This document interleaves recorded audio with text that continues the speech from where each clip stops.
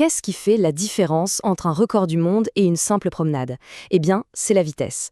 Aujourd'hui, on va décortiquer la physique qui se cache derrière chaque mouvement, des exploits sportifs incroyables jusqu'à notre sécurité de tous les jours sur la route. Pour bien comprendre tout ça, on va se poser deux questions fondamentales.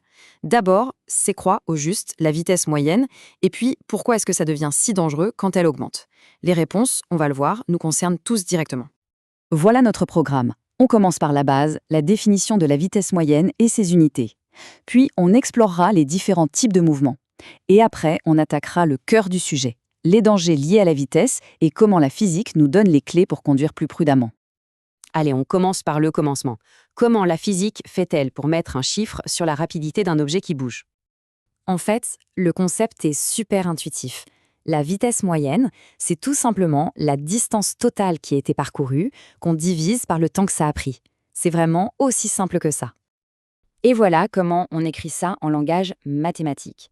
Vm, pour vitesse moyenne, est égal à d, la distance, divisé par t, le temps. Cette petite formule, elle est à la base de tout ce qu'on va voir ensuite. Bon, pour que ce soit plus parlant, mettons cette formule en pratique avec un exemple assez spectaculaire. Le record du monde du 1500 mètres détenu par Hicham El Guerrouj. Si on applique notre formule, on trouve que sa vitesse moyenne était de plus de 26 km/h. C'est juste incroyable de maintenir une telle allure pendant presque 4 minutes. On vient de parler en kilomètres par heure, mais ce n'est pas la seule manière de mesurer la vitesse. En fait, le choix de l'unité est important et peut même changer notre perception du mouvement.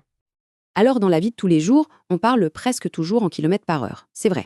Mais il faut savoir que la norme pour les scientifiques, c'est le mètre par seconde. Heureusement, passer de l'un à l'autre, c'est facile. Il y a un chiffre magique à retenir, 3,6. Pour passer des kilomètres par heure au mètre par seconde, on divise par 3,6. Et pour faire l'inverse, eh bien, on multiplie par 3,6. Il faut bien comprendre qu'un mouvement, ce n'est pas toujours tout droit à la même allure. Ça peut accélérer, ça peut rester constant ou ça peut ralentir.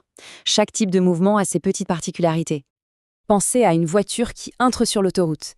Chaque seconde, elle parcourt une distance un peu plus grande que la seconde d'avant. C'est ça, en mouvement accéléré. Sa vitesse ne cesse d'augmenter. Là, c'est plutôt l'image d'une voiture sur cette même autoroute, mais avec le régulateur de vitesse activé. Elle parcourt exactement la même distance chaque seconde. Son allure est parfaitement stable, constante. Et enfin, le mouvement ralenti ou décéléré. C'est la voiture qui approche de sa sortie ou d'un péage. Chaque seconde, la distance parcourue est de plus en plus petite, jusqu'à l'arrêt complet. C'est maintenant qu'on fait le lien entre tous ces concepts et le monde réel. Et là, on va voir que comprendre la physique de la vitesse, ce n'est pas juste de la théorie, ça peut être une question de vie ou de mort. S'il y a une chose à retenir, c'est que s'arrêter n'est jamais instantané. Entre le moment où on voit le danger et le moment où la voiture est complètement immobile, il se passe beaucoup de choses et on parcourt une certaine distance. Cette distance totale, on peut la couper en deux. D'abord, il y a la distance de réaction. C'est la distance parcourue pendant que le cerveau traite l'info et donne l'ordre au pied d'appuyer sur le frein. Et seulement après, il y a la distance de freinage, c'est-à-dire la distance que la voiture parcourt une fois que les freins sont vraiment en action.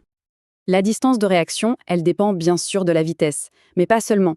Elle dépend aussi énormément de l'état du conducteur. La fatigue, la distraction, l'alcool, tout ça l'allonge de manière dramatique. Pareil pour la distance de freinage. Évidemment, plus on va vite, plus elle est longue. Mais l'état de la voiture et de la route joue un rôle énorme.